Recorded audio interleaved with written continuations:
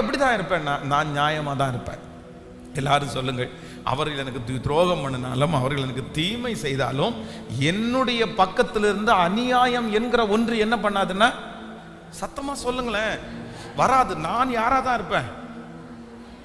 இப்போ நம்ம பொதுவாக எல்லாருமே நியாயம் உள்ளவர்களாக தான் இருப்போம்.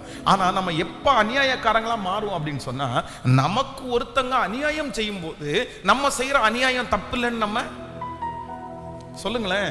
நம்ம செய்யற அநியாயம் தப்பு இல்லைன்னு நினைப்போம். இல்ல, ஆண்டவருடைய பிள்ளைகள் அவர்கள் நமக்கு அநியாயம் செய்தாலும் நம்ம நியாயம் உள்ளவர்களா இருப்பதற்கு கர்த்தர் எதிர்பார்க்கிறார். நம்ம ஒரே ஸ்டாண்டு. நம்ம எப்படிதான் இருக்கணும் அப்படின்னு சொன்னா, ஆண்டவரே நான் நியாயம் உள்ளவனாய் தான் இருப்பேன், அவர்கள் அநியாயமே செய்தாலும் எனக்கென்று ஒரு எண்ணம் இருக்கு அப்படின்னு சொன்னா, அதான் அதுக்கு பேர் தான் பழி வாங்குதல். நம்ம சில குடும்பங்களில் அப்படி நடக்கும். அவ்வளவுதான். கணவனார் ஒரு அநியாயம் பண்ணிட்டாருன்னு வைங்களேன், மனைவி ஒரு அநியாயம் பண்ணிட்டாங்கன்னு வைங்களேன்,